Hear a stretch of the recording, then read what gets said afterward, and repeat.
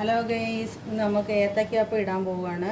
അതിനായിട്ട് മാവ് കലക്കി പഞ്ചസാര, അരിപ്പൊടി, മൈദ, മഞ്ഞപ്പൊടി ഇതെല്ലാം കൂടെ കലക്കി പരുവത്തിനെടുത്ത് ഇനി നമുക്ക് കായും കൂടെ ഇതിനകത്ത് കീറിയിടണം.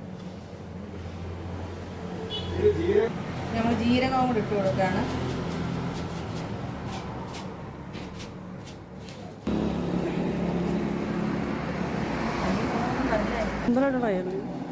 ഹലോ,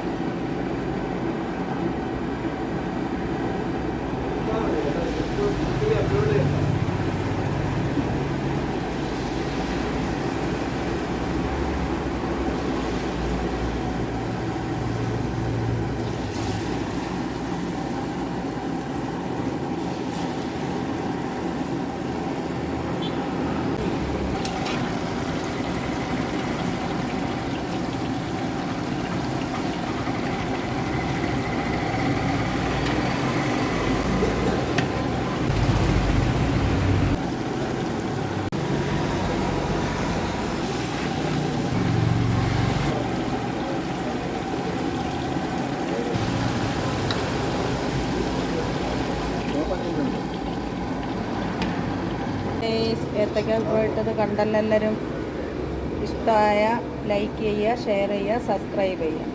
അടുത്ത വീഡിയോ കാണുന്നവരോടെ ടാറ്റ ബൈ.